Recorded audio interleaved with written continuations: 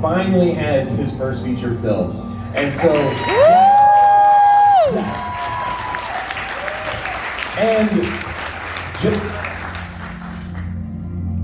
thank you, genius. On a personal level, I just want to say I'm so damn proud of you, and I'm proud of everyone that worked on this film. But knowing this journey that you've had as I do, how does it feel right now? You're standing at Panic Fest after the world premiere of your first feature film. I didn't throw up, so that's good. No, it's. I mean, I guess we only do this kind of stuff to have fun and work with people that you like. And I had an amazing opportunity to work with a great writer, such awesome cast, a lot of amazing people. Yeah, it was awesome. Very cool. And Andy, I just want to turn to you for a moment. Obviously, the summer camp setting for a horror film is not new. We've seen it a lot, but something we really don't see all that often is the focus on the young campers. Totally. And when you were writing, did you ever have a moment where you were thinking like, shit, I'm cattle prodding a whole bunch of kids, and this is incredibly physically demanding. We have kids falling down a hill, getting the shit kicked out of them. Were you ever like, maybe I'm going too far? No, this entire project filmed during the WGA writer's strike, so I didn't have to be there. Did not have to face those kids. No, when we were filming my first movie, the producer Warner, he was saying like the big three that you're not supposed to write into a script. And he specifically, it's no kids and no overnight shoots. And I was like, okay, I got 2 bad newses and 1 good news. I got an idea, and it's overnights and a bunch of kids. So no, I didn't think about it. Well, I'm speaking on behalf of everyone in here. I'm glad you didn't think about it, actually. Thank you. And you brought up the kid actors and overnights. And that's something I do want to talk about, is that when you work with young talent, there are restrictions when it comes to scheduling. So can you shed some light on what it actually took to shoot this film? Because there are a lot of overnights with such a young cast. Yeah, luckily, I mean, you saw all of the talent was just amazing, like, fucking hell fantastic. But the hardest thing was, like, we shot in Kentucky in the middle of summer, and it didn't get dark until 9:30, and we could shoot until 10. So there was like a lot of like jumping around, right? We were shooting like parts of scenes, blacking out stuff, shooting the reverses later, and then we'd all sit at like 9 o'clock, and we're like counting down the time. We'd rehearse, I get the kids running around the whole, you know, all the woods. We're like, okay, we can shoot. And we'd shoot for like 30 insane minutes, and then that was it. And just to clarify, you had 30 minutes because contractually, that is what you're allowed. Yeah, because you guys were all in school at the time, right? So we had a certain amount of time on Monday through Thursday that we could shoot up until, and then Friday and Saturday we got an extra hour, which is awesome. So we just had to kind of coordinate a lot of stuff, and it was hurt your brain. But like I said, we were lucky because they came out and they just killed it. It was awesome. I didn't do anything. I just sat and cried while they were, being awesome. Well, and speaking with the cast, I know you all have, this is not your first time acting. You have had plenty of work. What about this project really stood out to you in comparison to what you've done in the past? And why were you excited to be a part of it? Don't give me it. Oh gosh, well, Pilar is such a different character than I've ever gone to portray before. So getting to be someone so different from who you actually are. I'm a very bubbly person. Pilar is not as much like that, but just getting to do that, it was so amazing. I loved every single second of it. And I learned so much too, and gained so many friendships, these two. So, yeah, Dylan? We also covered her in blood the first day. Yeah. And like I had to like go talk to her mom and like, hey, just so you know, we're gonna be pouring blood all over her. And like I think that like set the stage for the rest of the shoot, right? Sure did. Yeah. She looked cute in the blood. So for Sam, like I'm not used to like cursing and screaming a lot. Yeah, right. You were a natural.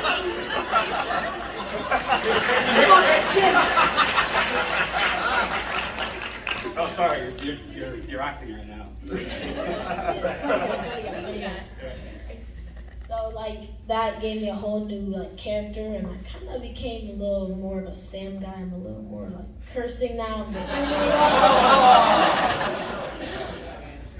Sorry, Todd. But like it's a fun, really fun movie to film.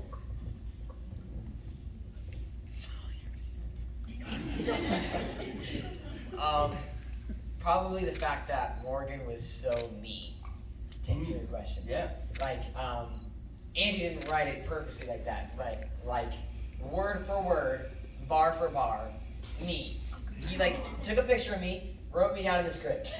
Incredible. So that's what I think. You did a great job playing yourself. Thanks. Yeah. Was there anything when you read the script? Was there anything that you were really excited about, or was there anything that you were like, why am I gonna have to do this?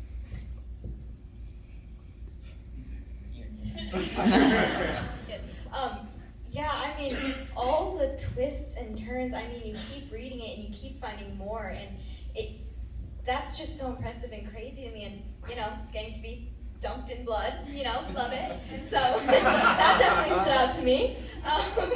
Yeah. I mean, I know this is weird, but I was kind of excited to get electrocuted and die.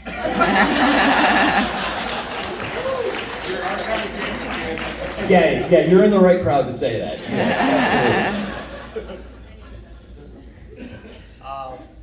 Any of the water scenes, because I love water. Oh, so that Morgan doesn't like water. Morgan doesn't like water. Right. That's okay. Maybe Yeah. there's a couple different. Yeah, that's okay. That's okay. Yeah, absolutely. He does in the end.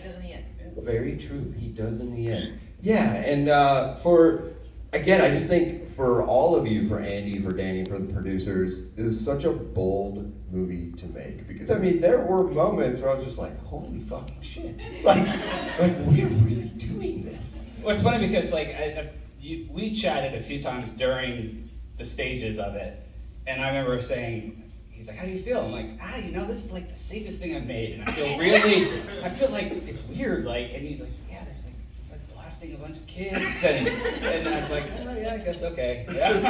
So that made me feel bad. And speaking about the stuff that you make, again, being that we've worked so closely together, I know something that's very important to you when directing is the way editing, sound design, and score play together. Yeah. And if you can just talk about the post process and working with the creative team to make this film. Yeah, very much like I said with them, I didn't do anything. Nick, who wrote the music, who's here somewhere, very cute guy. Woo! He's here. We chatted early on and said, hey, let's do some Tangerine Dream stuff. Ian, who's here as well, long hair, he as well. Sound design. He's the sound man. We worked together for a long time, so it was very much the edit, and Andy, who edited it, is here as well. Short hair, cute guy. We all talked early on, and we knew that it was, it's a kind of experience thing, and it's very important that the film is a coming of age story. That's the scariest part of it, honestly. I'm still growing up. Halfway through my life, I'm still growing up, and that's the scariest part. But we knew we had to find that balance of telling 3 unique stories. Like there's the beginning part, and if you don't have that, but you have to make it through this poor kid trying to find himself, which is terrifying, to get to the slasher part. But then that has to play for the last part. So we figured the music was a really important part, the edit was an important part, and then the sound design was kind of the thread that pulled all those pieces together. And Nick, when we watched it to go over it, he's like, the music is really loud. I always have to tell the director to turn it up. I'm like, I've done my job. So, yeah. Okay, if you say Nick said he always has to tell the director to turn it up, I've made 3 films with Nick. Yeah, he was so disappointed that you would always bury his music below everything. So I'm like, I'll do you right this time. And just because we are in Kansas City, we do need to point out that Nick Ehlert, who did the score for this, also did the score of The Stylist, both the short film and does anyone have any questions for cast and crew? Right in the front, Genius, with you, please. This is for the kids. First off, you guys kicked ass. Absolutely. Phenomenal. So when I was your age, I would have killed to be in a horror movie, right? Still would. But at the same time, what was it like being in not only a horror movie, but a horror movie of this good quality caliber? What's it like being in front of a crowd that just loves this shit? And then is the horror genre something that you're gonna wanna kind of pursue as you get older in your acting career? Or you'd be like, cover me in more blood, bring it on. The first part of your question, really scary. It seems like everyone enjoyed it, which I'm very glad about. Still shaking in my boots. And absolutely I'd love to do more horror, because I'm usually just crying and everything. So instead, you got to scream for like 20 days straight. I mean, I love getting to be here with so many people. I feel so grateful for that. And yeah, I mean, I love doing horror. I mean, it's so fun, guys, of course. So yeah, I hope I get to be dunked in blood again. I love that. Yeah, so like I was scared, but like it was a good scare. Like I was happy to be there, like get like smashed against the wall, dragged on the floor, pulled by my legs, all that. Here we go. Got like contacted and like. Yeah, like it was definitely scary, especially one scene where like the doctor came out of nowhere. It was very unexpected. Grabbed me, like I thought I'd get 3 seconds, but he just came in and grabbed me down.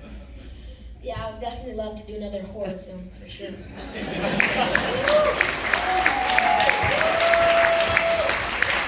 And to clarify, this was your first time seeing the film, is that correct? For all of you? Yes. Yes. Yes. What do you guys think? Do you like it? Yeah, are you happy with the film? Don't say that you don't like it. If you say it there, no, it's people. No, it absolutely sucks. Yeah, I agree completely. Not your fault though, it's this guy's fault. Yeah, of course. No. Do we have any other questions right now? In the Way back. So the first, I have one quick one, and then I have one that I'd like to go more in depth on. The first one is, does the camp's name, Camp Hallmark, mean anything? Is it an acronym or is it something like that? Great question. Excellent question. Yeah, so a lot of this is pretty personal. I'm a human man, so I'm not a robot, but a lot of the rest of the story is personal. And when I was 10 years old, my Papa Al passed away. His name was Al Marazzo. And before he passed away, he would tell me that he wanted to be a movie star, and then his movie name would be Al Mar. And so I get to the very unique privilege to make movies now, and I do what I can to put Al Mar on the big screen. That's incredible. And you said you had another? Yeah, the one that I was wondering is, was there any design inspirations for the Doctor character? Like the shop baton or anything like that? Or was that just design and convenience that's what fit the story? No, I think early on, again, like trying to, like the camp itself and the people were playing a role. The camp was like Disney World, right? They built this facade that has to have all the tropes that you've seen and hear at a camp, because they're putting on a story. So we knew that, and then we knew that they're doing technical stuff with these kids. You know, they're the people working at, you know, these big tech companies. So, you know, there's lots of like the suit. We wanted to do like radiation stuff because the batons have electric in them, and like we wanted to sort of like establish it that way, where it was very more just technical, but nothing that like took away from it. Like we wanted a nice shape. We wanted something that looked good, like backlit. And it had to be functional for what they were doing. So yeah, we just looked at a lot of like 70s, like old 70s, like sci-fi films, you know, with neck colors and solid black faces, and yeah, that was kind of where we drew from. Yeah, sure. So speaking of the Doctor, this is a really great segue. If someone really enjoyed the look of the Doctor and say they wanted to have something on their shelf of it, Yeah. is that something people will be able to do sometimes? That's a great idea. Oh. Yeah. No, it's exciting because I'm obviously a nerd. And You so should see this man's wall in his office of action figures. yes, we're making an action figure. So I was like, oh yeah, we get to put our movie on the screen and I get a toy. That's fucking awesome. Yeah. Is there any timeline for that? May, June, May, somewhere in June. there. Yeah, Okay. made right now. Fantastic. Any other questions right now? Yes, right up here. What's the most challenging part of writing for younger actors, directing younger actors, and then performing Great. Yeah. So I think the constant reminder is that like tweenage kids are striving to speak as much like adults or their understanding of adults as possible. So the challenge I faced was that I would like write scenes and then go back and have to look at it and say like, is this how a child actually speaks, like a tween speaks, or is this how I understand a tween to speak? Which is why they swear like sailors in this movie, because when you're 12, that's what you do. When you're away from your parents, absolutely. That was mine. Yeah, for me, honestly, like right when we got into casting and like saw them, like pictures of them before we even watched the performances, it was all easy for me, really. The hardest thing was just dealing with schedule stuff and just trying to make sure that, you know, we followed the rules as tight and we made our days, and yeah. But again, I didn't have to do anything. They're so damn good. I don't curse when I'm away from my parents, by the way. Oh, I did have to. Apologies. I feel like didn't I like He I was talked to like not everyone's cursed. parents and say like, hey, they're gonna say this, or someone's gonna be like humping the air, or they're gonna do this stuff to try to, you know, make sure that that was uncomfortable. But awesome parents. So like, The most difficult thing as a performing young actor is, sorry, definitely being treated like I'm younger than I am. Like sometimes people are just like, I don't know, they treat me like I'm 6, and I'm like, I'm 13. I can go and get something from a vending machine by myself. That's just it for me. I personally think the most difficult is like auditioning. That can be really drawn out and hard, but then when you actually get to work, that's really the fun. So it's all worth it in the end. Yeah, so for me, the most difficult part was probably like making a connection with everybody on set, just being like personable. But like luckily I had everybody here to like help me with that, and everybody was so kind. So yeah. All right, we're gonna wrap this up. They are gonna be around, so if you do have questions, you can talk to them after the screening. But I have 2 questions. First one is for the 3 of you. Can we be friends? No. No! Yes, best friend. That's fair. I deserved it. Thank you. I'll be your best friend. No.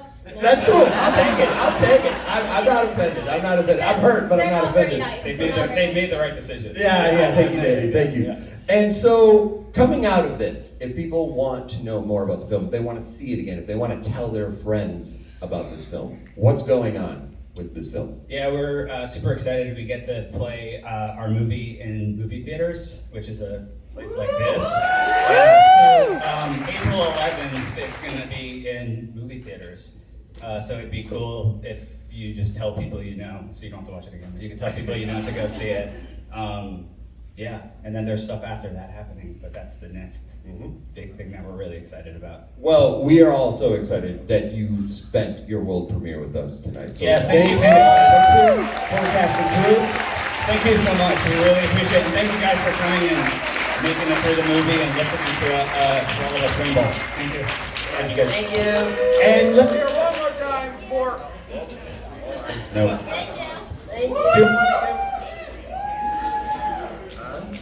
Do you want to give a shout out to Screenland employees and the volunteers for making Panic Fest happen?